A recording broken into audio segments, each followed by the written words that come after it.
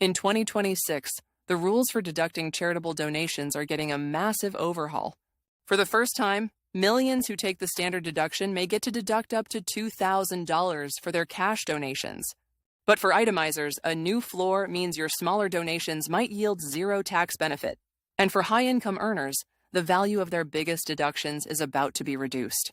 Here we'll break down who wins, who loses, and the strategies to make sure your generosity is still rewarded in 2026.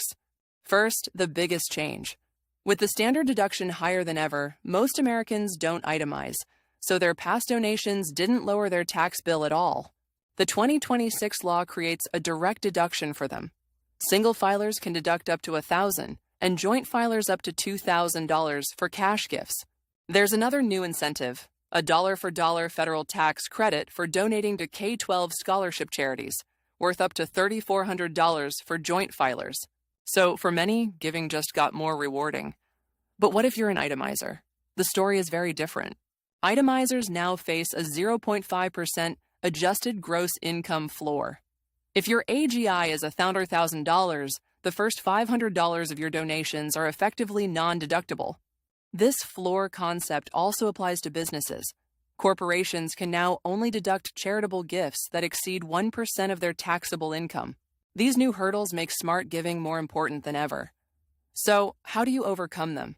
The answer is using methods that bypass these calculations. For retirees 70 and a half or older, the best tool is the Qualified Charitable Distribution, or QCD. You can donate up to $1,000 directly from your IRA.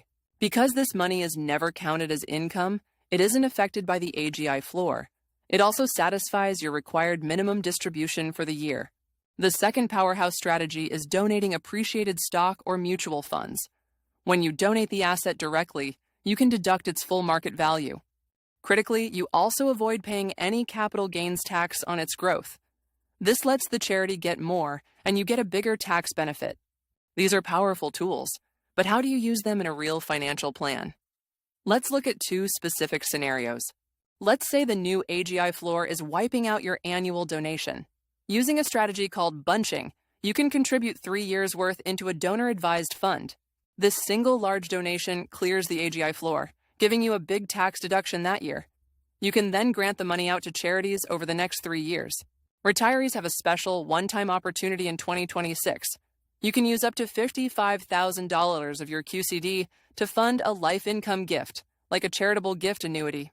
This lets you make a major gift to a charity, satisfy your RMD, and receive a fixed income stream for the rest of your life. These strategies sound almost perfect.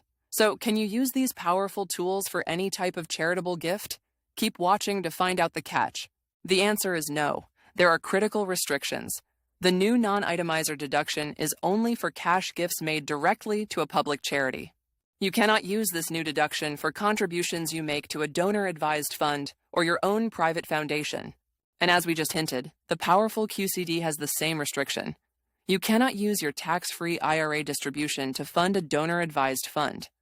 It's also worth noting that existing rules still apply. For large donors, the 60% of AGI limit for cash contributions has been made permanent.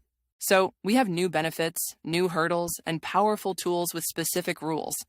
How do you put it all together to form a winning strategy? Let's connect the dots. Remember that new 0.5% AGI floor that hurts itemizers? The bunching strategy with a DAF is the direct solution to that specific problem. For retirees, the choice is clear. A QCD bypasses all the new limits we discussed. It lowers your taxable income from the start, making it superior to a cash donation. And if you use a strategy like bunching or a large stock gift and exceed your AGI limit, the tax code allows you to carry forward the unused deduction for 5 more years. Now that you have the strategy, let's cover the final step, proving your donation. Every donation needs proof. For gifts under $250, a bank record is enough. For any donation of $250 or more, you must have a written acknowledgement from the charity. And how do you know if a charity is eligible for a tax-deductible gift? The IRS has a free online tool called the Tax Exempt Organization Search. Always check it first. So, to recap, 2026 brings new benefits for non-itemizers, but new hurdles for others. Smart strategies like QCDs and donating stock are keys to maximizing your impact.